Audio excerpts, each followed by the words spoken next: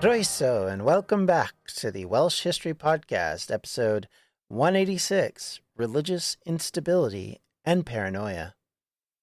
The restoration of King Charles II did not instantly end factional chaos in Britain upon his arrival. The utopia that so many sought for in their version of religious success was so focused on being right that there was very little room for opposition. The 17th century in Europe was twofold. One, you have early colonization going on in the Americas, and secondly, you have religious conflict that goes on throughout most of the century due to the fallout of the Reformation.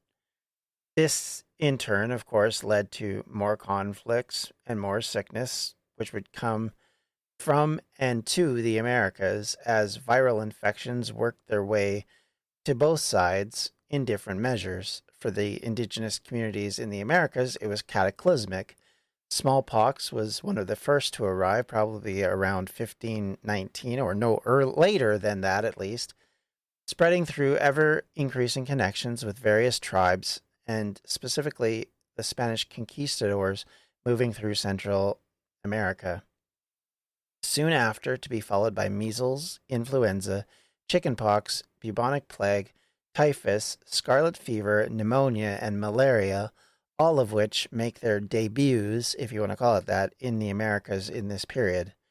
In Europe, the arrival of diseases from America did not have the same impact and are questioned by some as actually having been transferable, though it is thought that syphilis originated in the Americas and returned with Columbus's group, spreading among the Europeans with ferocity. And as I said, some researchers continue to dispute that syphilis did not exist before in Europe previous to this. Claims had been made that leprosy was misdiagnosed as this, but when looked at in the scientific and archaeological communities, there is some evidence that shows that it didn't exist before then. What has not changed during this period was the broad use of religious differences along various lines to carry out wars against competing groups and nations. The reason that I suggest religious movements were used for these purposes is because alliances and fighting in various areas did not always go along religious lines.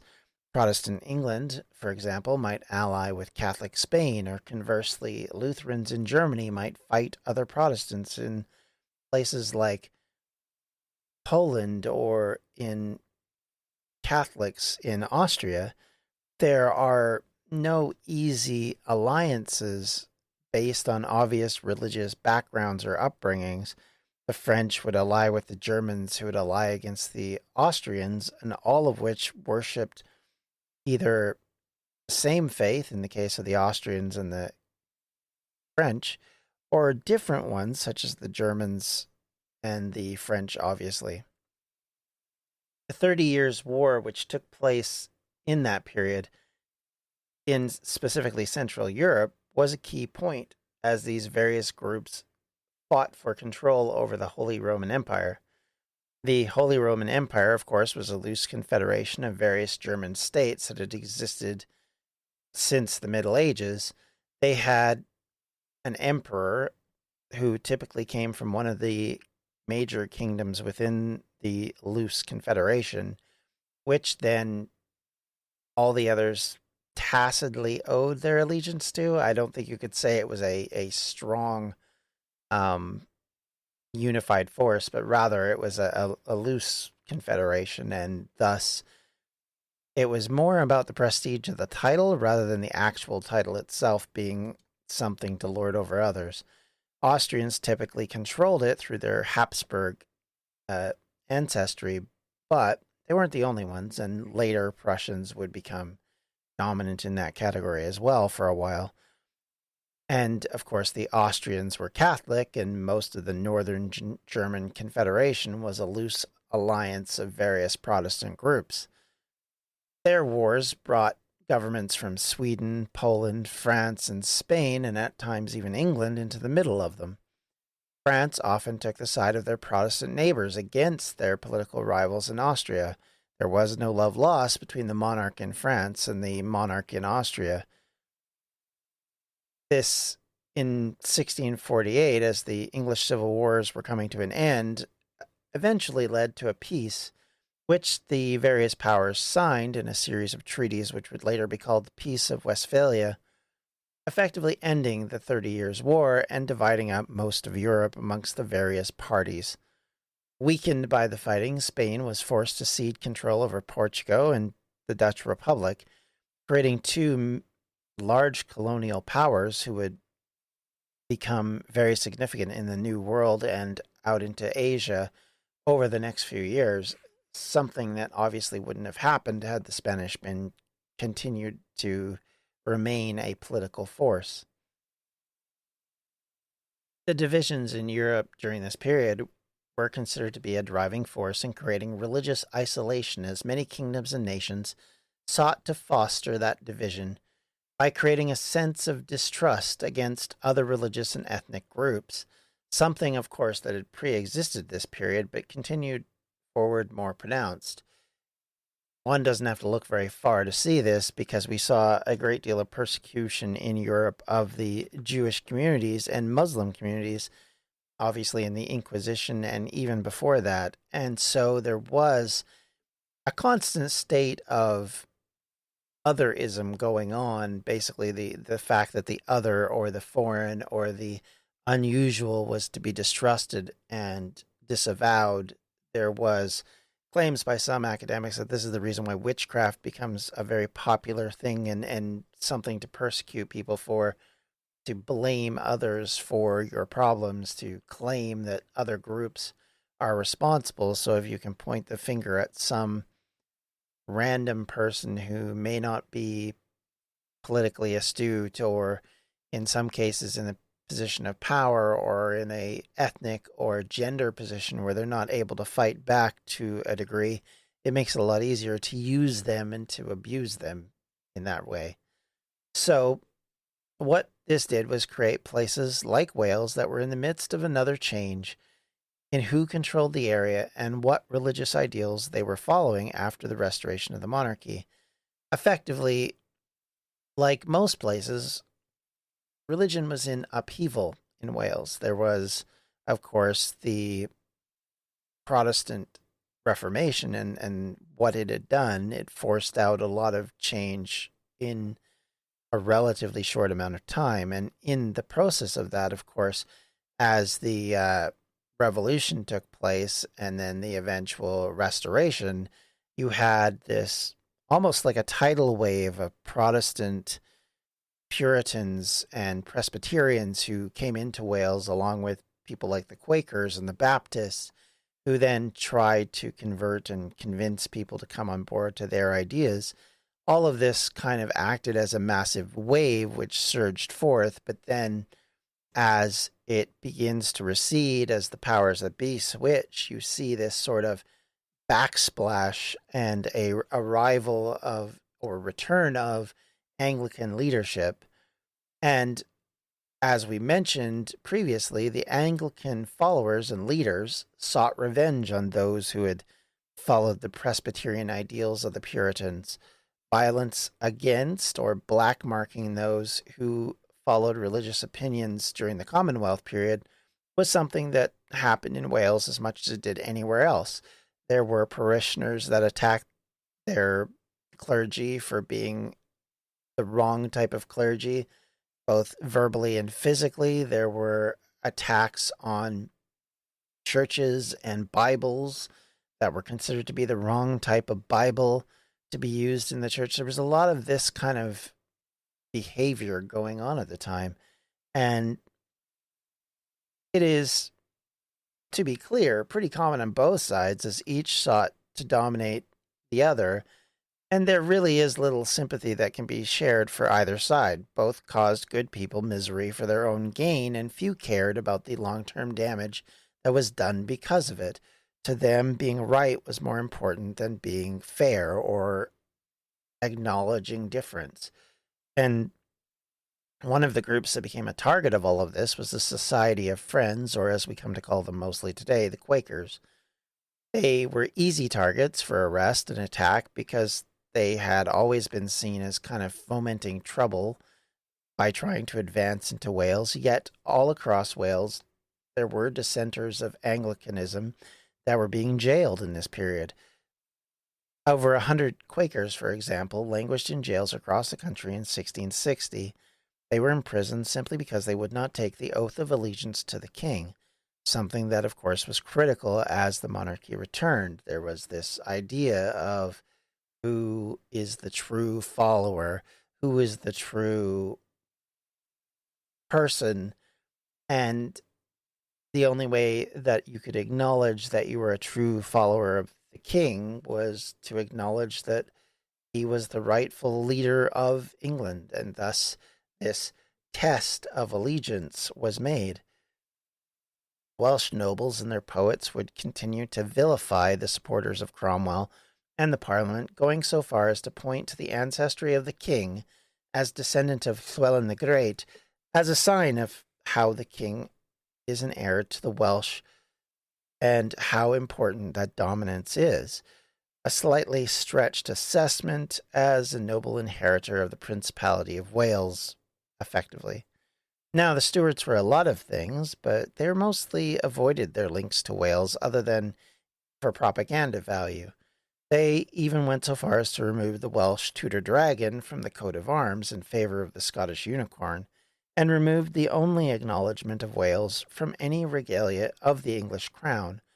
Part of the reason why today there was so much debate back in the 1950s about adding Welsh markings or having an official flag came down to this comment that there was no evidence after this point of the Welsh in any official capacity, either in a flag or a coat of arms. But this is why. This is what caused this. The Welsh may have considered themselves as kings and queens and inheritors of the true British Empire, but one gets the impression that this ideal was not shared by the monarchy itself. Henry VIII's Act of Union was, in a way, a cover for this.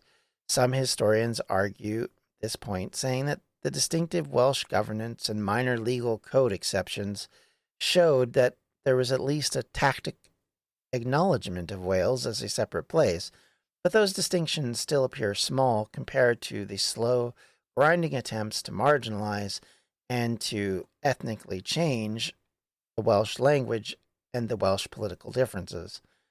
But in the war over religious observance, the idea that Welsh supported their king, a true Welsh descendant, seemed no less powerful under Charles II than it had been under Henry VII.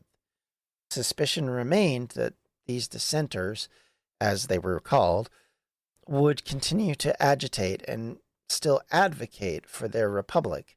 They were viewed with suspicion by many in the more conservative parts of Wales, and any sign that they were, in quotes, backsliding would be met with furious response. Even as the Stuarts' grasp on power began to slip, there continued to be this ongoing issue of loyalty to the crown.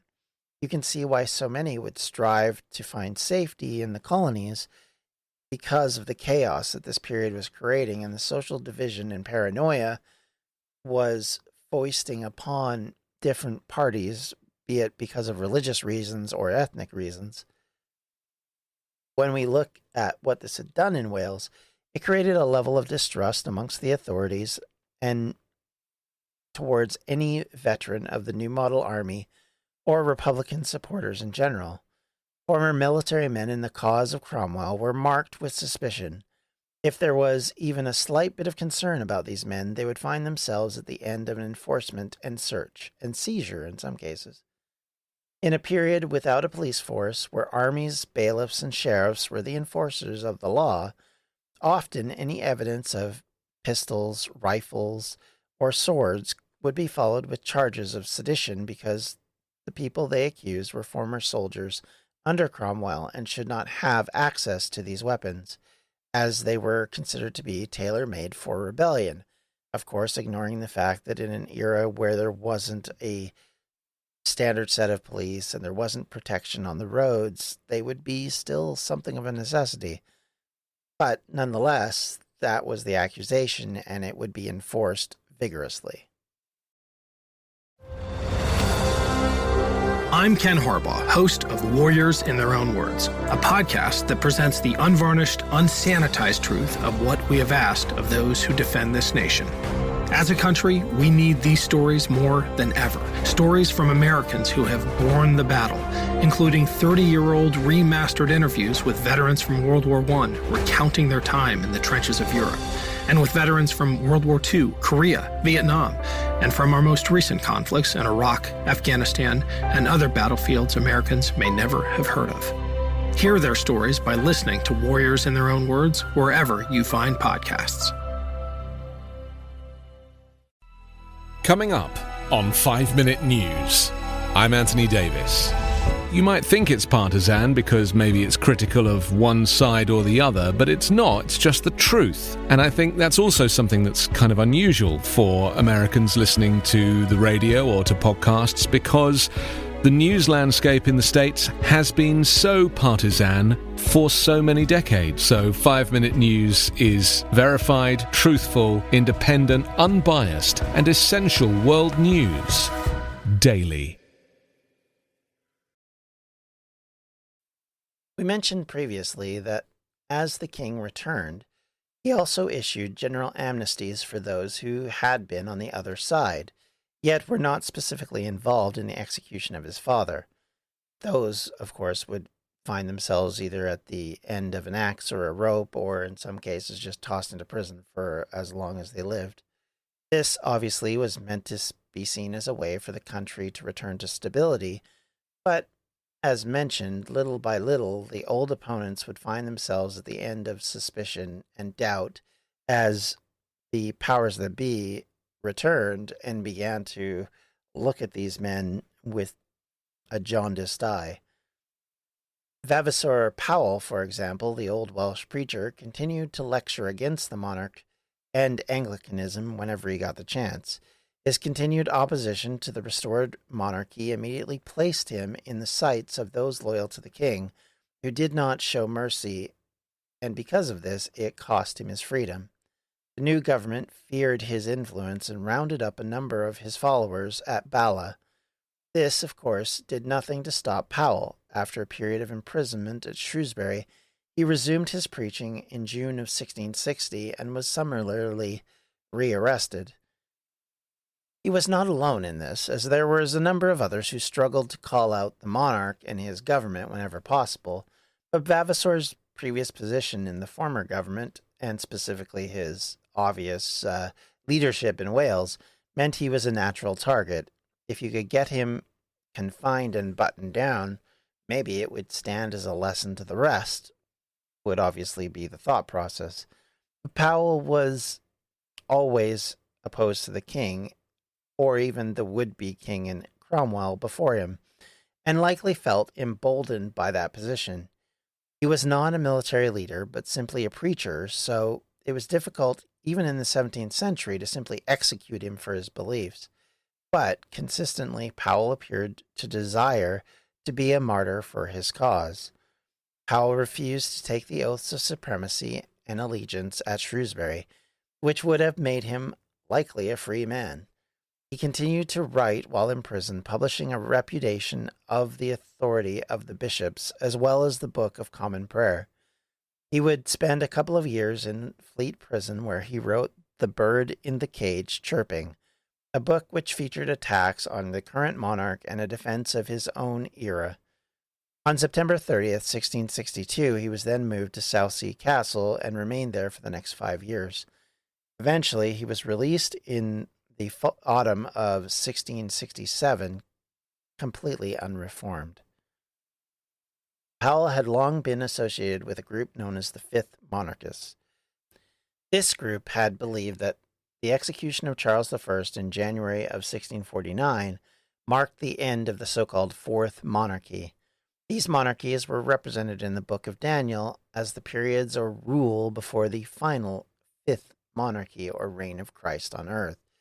They did some interesting measurements on what constituted the monarchy and how they worked.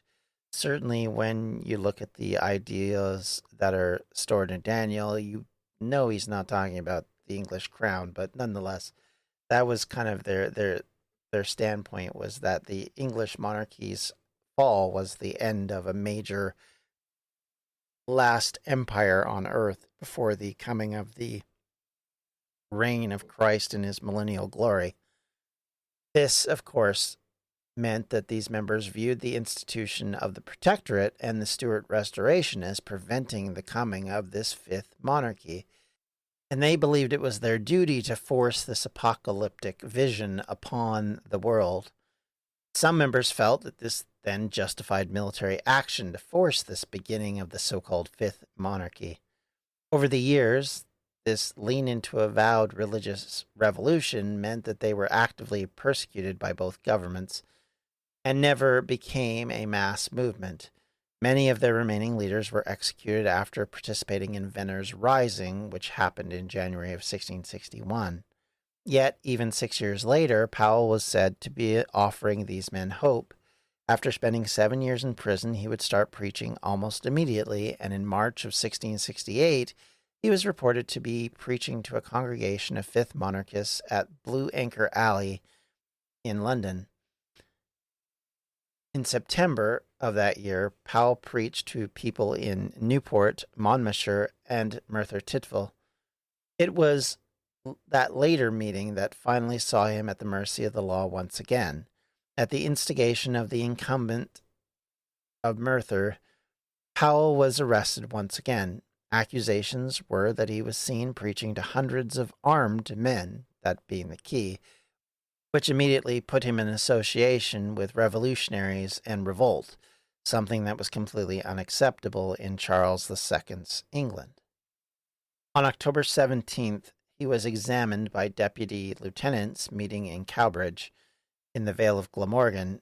Before these representatives of the government and former military opponents, Powell defended himself against the charge of unlawful preaching. His ability to preach had created someone who could defend himself with a great degree of success, much to the annoyance of his enemies.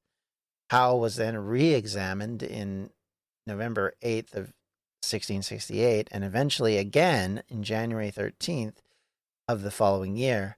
Powell managed to create a character profile as someone who was not disloyal, but simply unwilling to avoid standing up for his faith.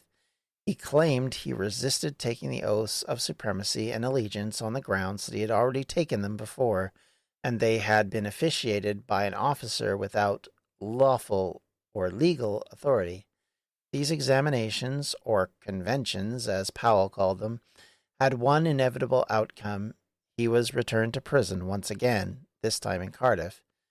At an attempt made by his friends to remove him away from Wales and back to London, where they thought his appeal would see better success simply because of its closeness to the monarch, and getting him away from his opponents in Wales, that belief or understanding or thought process was incorrect, as by May of 1669 he was once again interned in Fleet Street, although he was able to move around freely under parole during the day. He would have to return to the prison each night.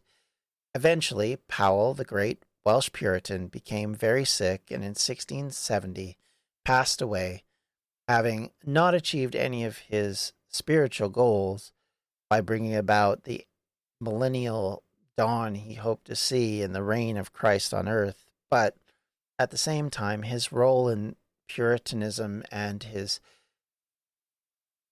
defense of his religion in Wales goes down as one of the more important contributions in this period in Wales, and something that should not be ignored because of how important he was, both as a leader and as an opponent in this period. And much of what we know about this period in Wales comes from people commenting, attacking, defending this man and his ideals.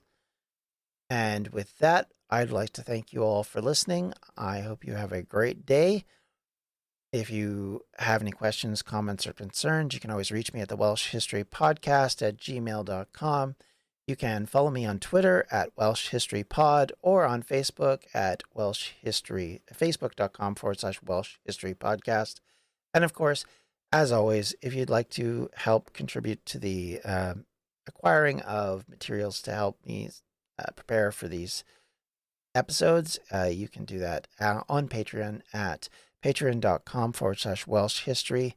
Thank you all for listening. As always, hope you have a great day, and we'll talk to you in the next episode. Bye-bye.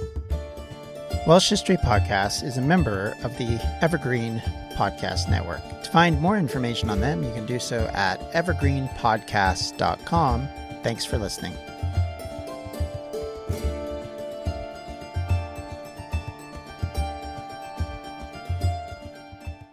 Hello, this is Gary Chahot welcoming you to check out the French History Podcast. Our main show covers the history of France from the first humans until present.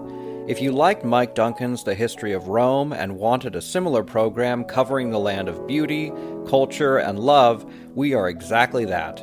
We also host world-renowned scholars who have delivered guest episodes on their specialties, including 18th century pirates, revolutionary booksellers in 20th century Paris, the special friendship between the Marquis de Lafayette and Thomas Jefferson, and numerous others. Learn what you love and listen to the French History Podcast today.